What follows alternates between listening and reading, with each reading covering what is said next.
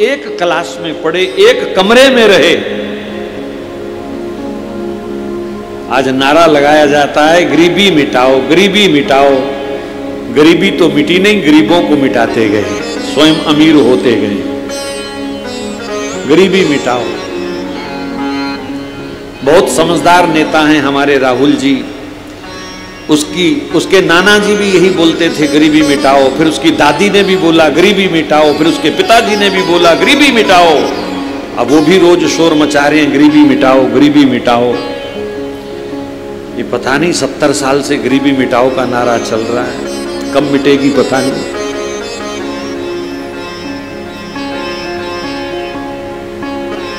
हर बार इलेक्शनों में गरीबों को लोभ लालच दिया जाता है, तुम्हें ये दे देंगे, तुम्हें इतने हजार देंगे, तुम्हें इतने 100 देंगे, तुम्हें ये देंगे, तुम्हें वो देंगे। ये समाज को अपाहिज बनाने की योजना है, समाज को लूला लंगड़ा बनाने की योजना है। जिसको मुफ्त में सब कुछ मिलेगा, उसकी पीढ़ी दर पीढ़ी अपाहिज हो जाएंगी, हाथ पैर होते हुए भी वो लूले लंगड़े हो जाएंगे, ऐवी शराबी हो जाएंगे।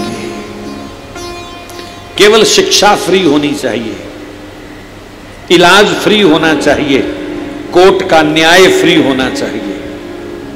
अगर हमारी समझ से कोई समझे तो हर आदमी को शिक्षा मिले, मुफ्त मिले, चल भाई पढ़ लिख के कमा।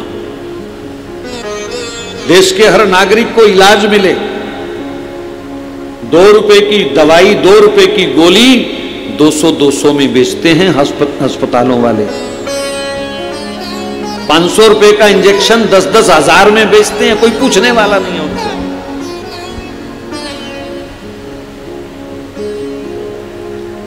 दो 200 गुना 300 गुना रेट हैं, जबकि ये सस्ता होना चाहिए। लोग अपना घर बेच करके, गहने बेच करके, कर्ज ले लेकर के इलाज कराते हैं, ये फ्री होना चाहिए। कोर्ट में न्याय फ्री मिलना चाहिए। मोटी मोटी फीसें महाराज 20-20 लाख रुपए 1 घंटे का लेते हैं कुछ वकील, 20-20 लाख रुपया। परमात्मा ना करे किसी ऐसे वकील से पाला पड़े, कोई मध्यम आदमी तो घर बेच के, जमीन बेच के भी उनका 1 घंटा नहीं ले पाएगा अपनी सुरक्षा के लिए। न्याय फ्री होना चाहिए, बाकी सबकी कीमत होनी चाहिए, नहीं तो समाज अपाहिज हो जाएगा। मैं बात कर रहा था समानता की। गरीबी तब हटेगी जब कृष्ण और सुदामा एक थाली में बैठ करके खाएंगे। जिसने सुदामा की गरीबी नहीं देखी, वो कृष्ण इंसाफ नहीं कर पाएगा, वो राजा इंसाफ नहीं कर पाएगा।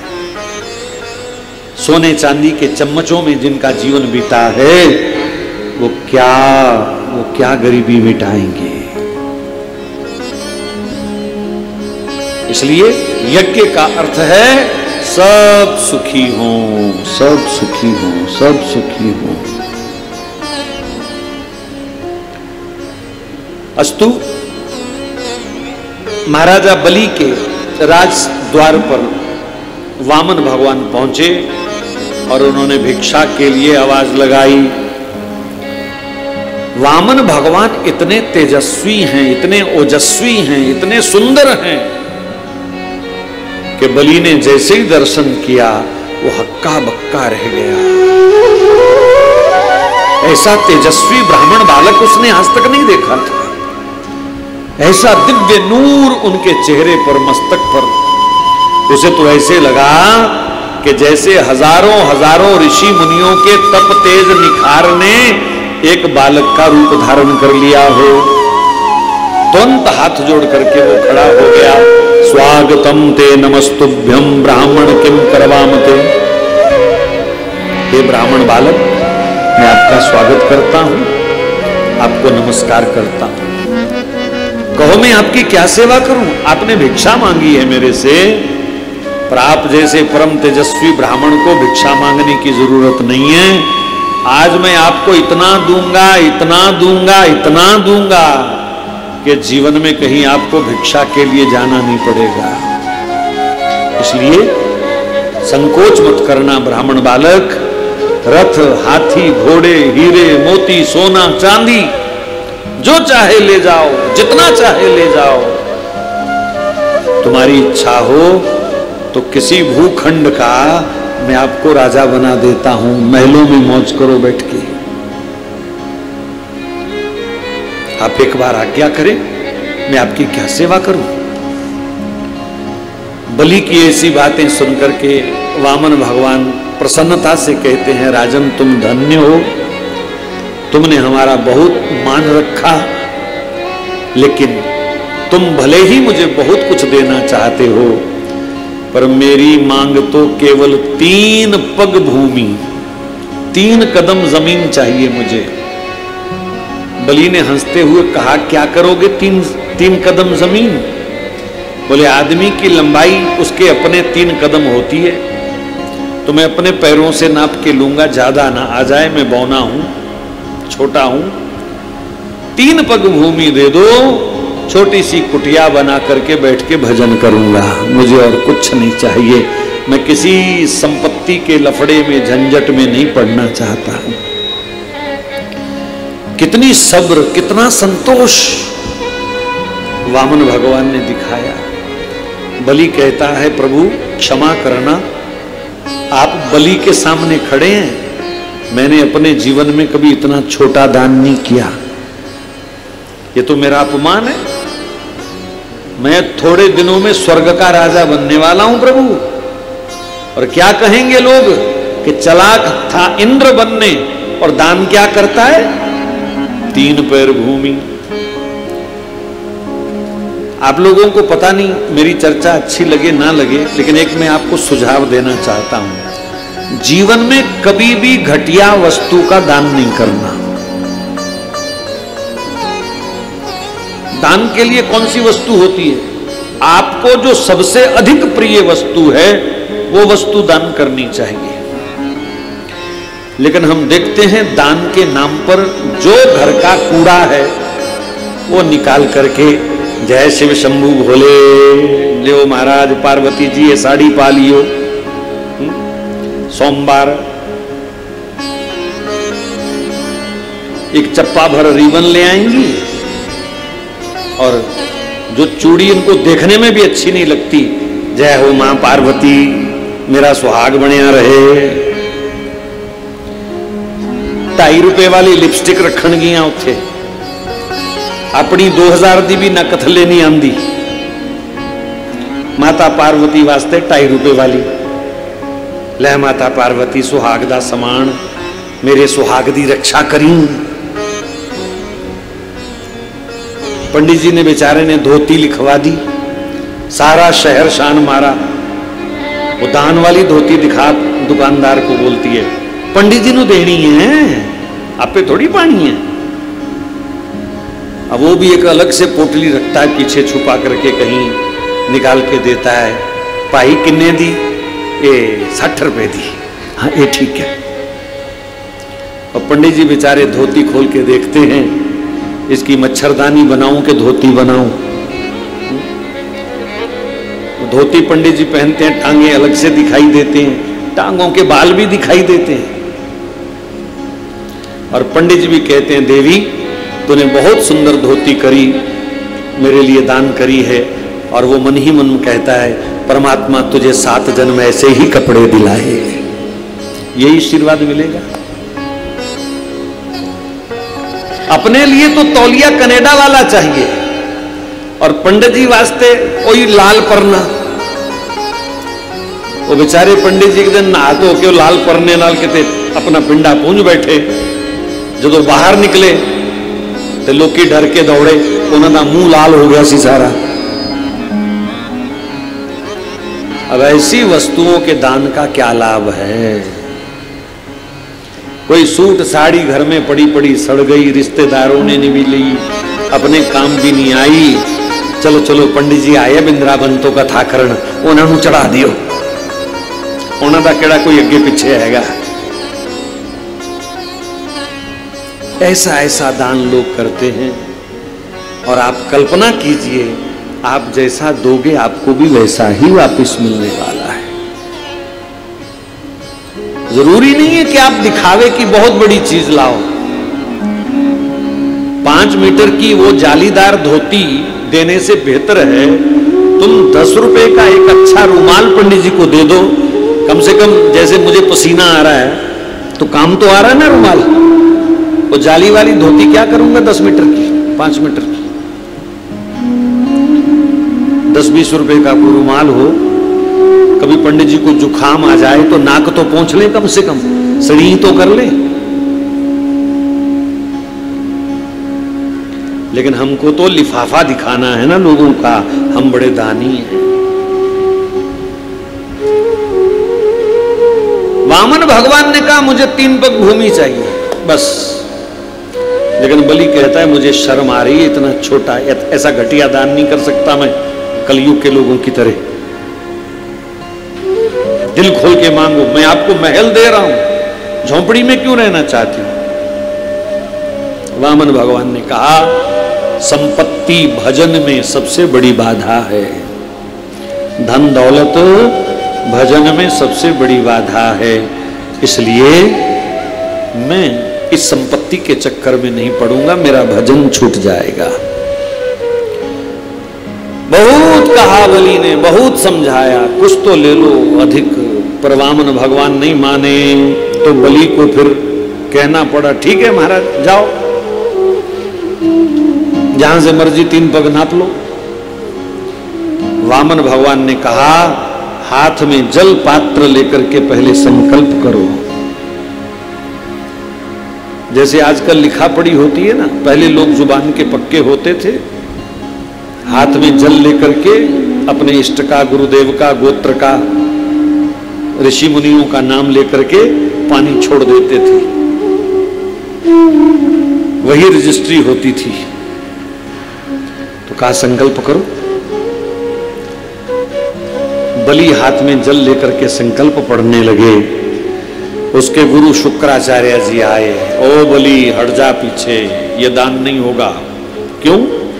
बोले बस कहा ना गुरु हूं, तुझे सावधान करने आया हूं, ये दान तुम नहीं कर सकते। कहा गुरु जी कारण तो बताओ। बोले बस कारण ये है कि ये जो 2.5 फुट का बौना तेरे सामने खड़ा है ना, ये भगवान विष्णु है, तो इनकी मांग पूरी नहीं कर पाएगा, तू भी न बजाएगा। फिर मत कहना तेरा राज्य, तेरी लक्ष्मी सब छीनने आए हैं, ये देवताओं ने भेजा इनको, पीछे हट जाओ। बलि ने इतना खतरनाक शब्द सुना कि तेरी राज्य लक्ष्मी सब नष्ट हो जाएगी, उसे तो भाग जाना चाहिए था संकल्प छोड़ करके। लेकिन बलि ने मुस्कुराते हुए कहा गुरुदेव धन्यवाद, आपने परिचय कराया इनसे, अगर ये भगवान विष्णु हैं तो मैं ये दान जरूर करूंगा, क्योंकि सारी दुनिया को देने वाला मेरे से मांगने आया है, इससे बड़ा मेरा सौभाग्य और क्या हो सकता है। इससे बड़ा पुण्य मुझे तो स्वर्ग का राजा बन के भी प्राप्त नहीं होगा, इसलिए ये दान में अवश्य करूंगा। शुक्राचार्य जी ने बहुत समझाया, बहुत डांटा, पर वो राजी नहीं हुए। कहा गुरुजी थोड़ी देर पहले आप आए होते तो शायद मैं आपकी बात मान लेता, लेकिन अब मैं वचन दे चुका हूं, अब मैं पीछे नहीं हटूंगा। आजकल लोगों ने जुबान का मजाक बना रखा है, सुबह और शाम को और कल और परसों और, लेकिन ये कह रहा है जिसको चेतावनी मिली है कि तेरा सब कुछ छिन जाएगा, इतनी बड़ी चेतावनी सुनकर के भी वो कहता है भले ही सब कुछ चला जाए पर मैं जुबान नहीं जाने दूंगा, वचन नहीं जाने दूंगा। और वो संकल्प पढ़ने लग गए। शुक्राचार्य जी के पेट में बड़ी दर्द हुई, और जब संकल्प का जल भगवान के हाथ में छोड़ने लगे ना, वो टूटी वाला लोटा होता है ना, टूटी वाला मंदिर में चरणामृत देते हैं जिससे, तो जैसे उन्होंने टेढ़ा किया तो जल बाहर नहीं आ रहा। कहते हैं शुक्राचार्य जी मक्खी बन के बीच फंस गए, पानी नहीं गिरने दे रहे।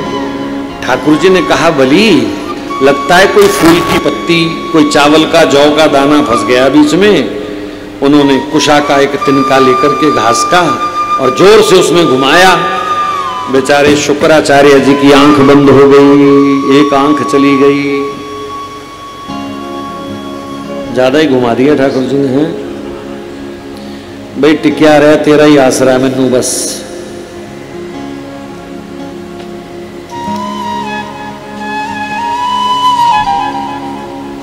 तो शुक्राचार्य जी की आंख एक चली गई। बेचारे आंख मलते मलते एक कोने में जाके खड़े हो गए। बलि का संकल्प पूर्ण हुआ और कहा, प्रभु जहां से इच्छा हो आप अपना संकल्प पूरा कर लीजिए, 3 पग नाप लीजिए। वामन भगवान ने वहीं खड़े खड़े विराट रूप धारण कर लिया। बोलो भक्तवत्सल भगवान की। जिस स्वरूप का दर्शन बड़े बड़े तपस्वियों को, योगियों को, महात्माओं को नहीं होता, उस स्वरूप का दर्शन बलि को दान का संकल्प पूर्ण करते ही हो गया। अब तो बलि हाथ जोड़ करके खड़े हो गए। भगवान ने इतना विशाल रूप बनाया, इतना विशाल रूप बनाया। आजकल के कुछ बच्चे इस बात पर विश्वास नहीं करते, इतना बड़ा कैसे हो गए। अब मैं आपको भगवान की लंबाई चौड़ाई बताऊं कितनी है। जितनी धरती, समुद्र, आकाश, हिमालय, जहां तक आपकी दृष्टि जाती है, ऐसी और कई हजार धरतियां हैं, ऐसे कई हजार सूरज चांद हैं। ये सब भगवान के भीतर हैं, भगवान सबसे बाहर है। इतना बड़ा है भगवान। ये तो हम लोग इतने बड़े को देख नहीं सकते, इसलिए कभी वामन बनकर, कभी नरसिंह बनकर, राम बनकर, कृष्ण बनकर, हम जैसे बनकर के वो हमारे बीच आ जाते हैं। वरना भगवान का आकार तो इतना बड़ा है। ये जो धरती है, समुद्र है, ऐसे कई धरती समुद्र भगवान के एक रोए में समा सकते हैं। ब्रह्मांड निकाया निर्मित माया, रोम रोम प्रतिवेद करे। एक एक रोम में भगवान के कई ब्रह्मांड समा सकते हैं। इतना विशाल विराट स्वरूप है ठाकुर जी का। श्री सुखदेव जी महाराज वर्णन करते हैं, बलि हाथ जोड़ करके खड़ा रहा। भगवान ने एक कदम में आकाशलोक को नापा, क्योंकि आकाश में कई ग्रहों पर बलि का अधिकार था। सो भगवान ने वो सब आकाशलोक नापा। भगवान का विशाल चरण जब आकाश में घूम रहा था, तो ब्रह्मा जी ने चरण धोकर के कमंडल भर लिया। बोलो गंगा मैया की। वहां से गंगा जी प्रकट हुई। गंगा जी क्या है? ठाकुर जी के चरणों का चरणामृत, इसलिए उसकी महिमा है।